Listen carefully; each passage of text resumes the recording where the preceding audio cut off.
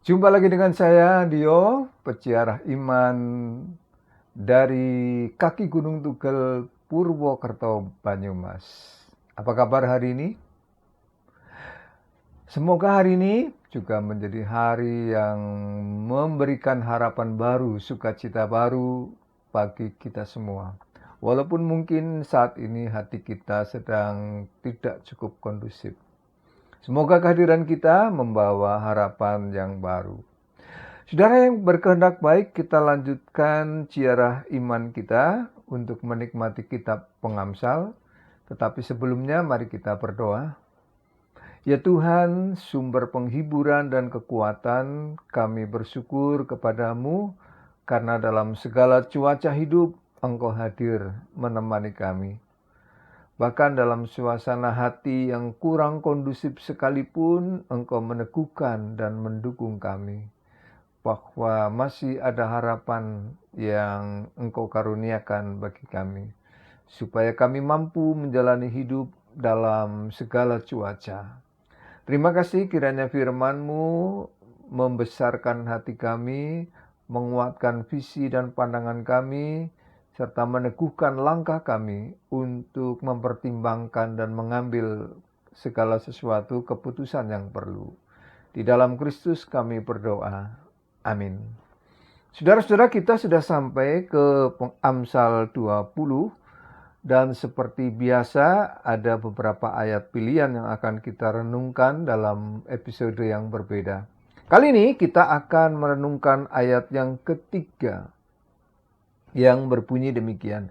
Terhormatlah seseorang jika dia menjauhi perbantahan, tetapi setiap orang bodoh membiarkan amarahnya meledak. Saudara-saudara, suatu hari seorang pria paruh baya menemukan mobil yang diparkir telah rahib. Dan saat ia bingung, celingak-celinguk, dia baru sadar bahwa tempat dia parkir mobil ini adalah zona terlarang untuk parkir. Dia sadar mobilnya pasti sudah diderek oleh petugas. Bercampur aduk perasaannya antara jengkel, khawatir, takut, dan bingung. Serta mikir, waduh ini nebus. Berapa biaya nebus mobil? Belum ongkos bayar pelanggaran derek. Agak frustasi juga pria paruh baya ini. Namun saudara-saudara yang berkehendak baik, dia mampu mengendalikan perasaan yang sedang berkecamuk itu. Dia memilih untuk berkreasi menghadapi situasi yang menjengkelkan itu. Dia duduk sejenak, kemudian menulis sebuah puisi yang ia mau persembahkan kepada petugas derek. Kemudian setelah puisi itu selesai, dia bawa ke kantor penderekan. Dan dia ketemu dengan petugas yang menderek mobilnya. Kemudian di depan petugas ini dia bacakan puisi yang tadi dia tuliskan. Dan ternyata petugas itu adalah seorang yang suka dengan syair dan senang dengan syairnya. Dan ternyata persoalan derek-menderek itu dengan cepat diselesaikan dengan cara yang sederhana, tanpa menimbulkan bibit-bibit perdebatan apalagi pertengkaran. Cara kreatif ternyata menghindari perbantahan yang potensial terjadi. Saudara-saudara yang berkehendak baik, Pengamsal hari ini memberikan petuah kreatif dan menyejukkan. Kalau hati kita sedang diliputi oleh perasaan yang tidak enak, yang meradang, yang marah, dan ingin gaplok seseorang, oleh karena sesuatu sebab, kata Pengamsal, agar ia menjauhi perbantahan. karena disitulah terletak kehormatannya. Dan hanya orang bodoh membiarkan amarahnya meledak.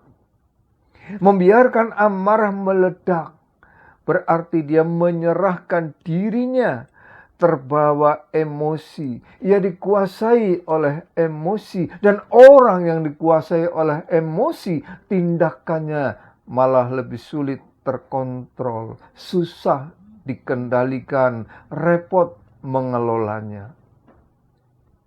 Orang ini yang mobilnya diderek, bila membiarkan dirinya dikuasai oleh marah, maka dia berpotensi bertindak bodoh. Maka ia bisa memilih, kalau dikuasai oleh emosi, dia bisa memilih mencak-mencak, memilih marah, dan merasa berhak untuk marah karena diperlakukan sekehendak hati oleh seorang petugas lapangan. Dan ia tidak salah-salah banget kok kalau ia menggunakan kemarahan sebagai wujud membalas tindakan sang petugas itu. Tetapi saudara-saudara, orang ini memilih jalan kreatif di dalam mengelola kejengkelannya. Ia menjauhi perbantahan, kata pengamsal. Dia tidak mau terlibat baku hantam, tetapi memilih baku baik. Kalau baku baik bisa jadi solusi, win-win solution. Kenapa harus berbantah? Kenapa harus bertengkar? Kenapa harus bertikai, berantem? Yang berakibat tidak baik bagi semuanya. Yang malah dikatakan pengamsal mengurangi martabatnya sebagai orang dewasa yang mestinya berpengalaman, bisa menggunakan kepengalamannya dengan kreatif. Ia tidak mau bertindak bodoh, membiarkan emosinya menyingkirkan akal sehatnya. Saudara-saudara, kenapa harus memilih langkah dan tindakan destruktif kalau masih tersedia langkah konstruktif yang sederhana dan bahkan kreatif? Kenapa harus mengambil rute yang rumit kalau tersedia jalan yang sederhana? Tuhan sudah menyediakan daya-daya kreatif di dalam diri kita sebagai modal dan bekal untuk bisa menyelesaikan masalah gesekan dan potensi perbantahan dengan orang lain, agar kita bisa hidup lebih damai, berdampingan dengan yang lain.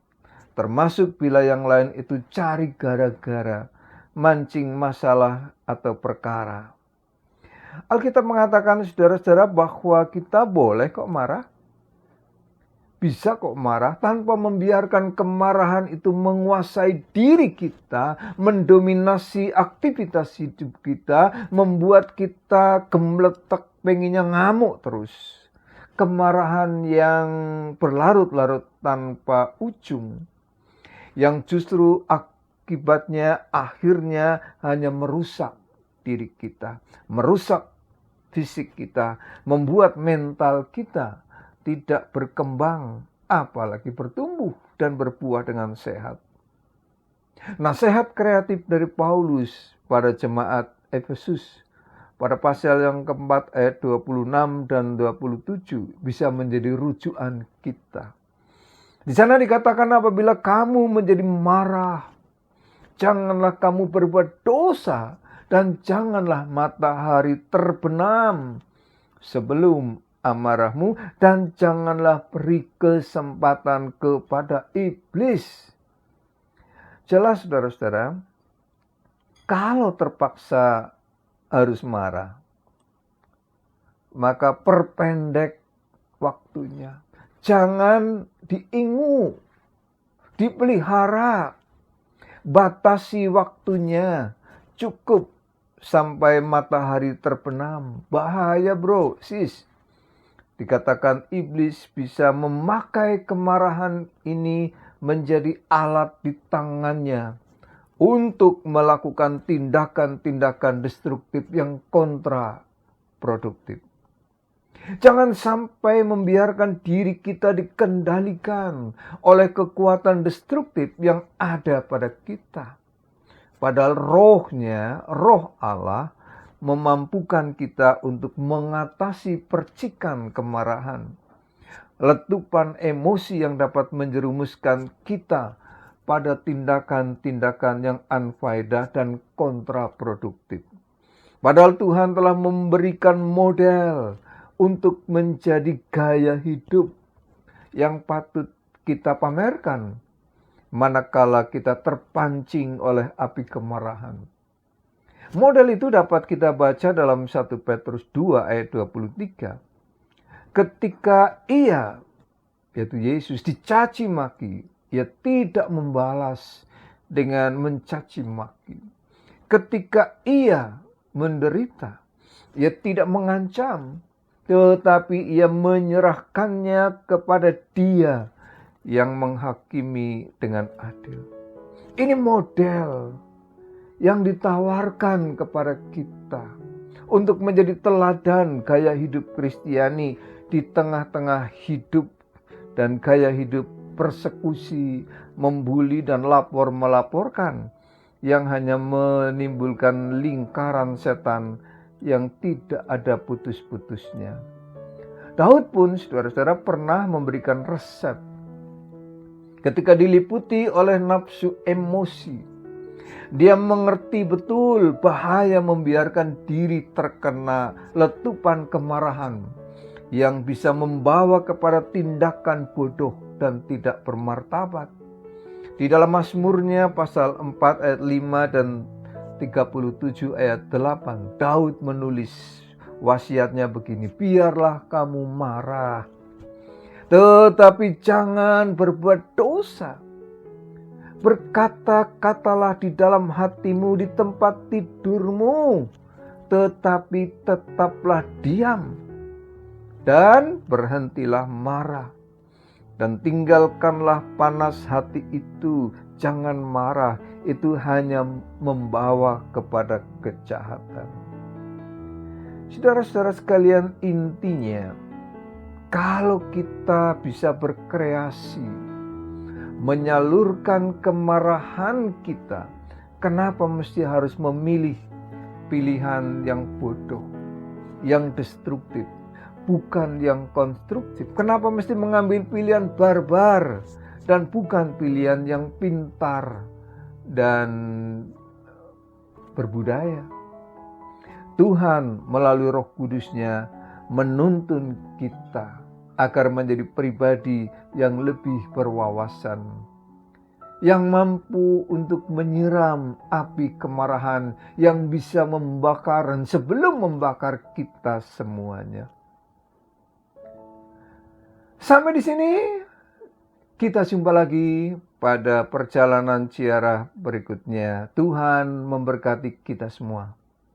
Amin.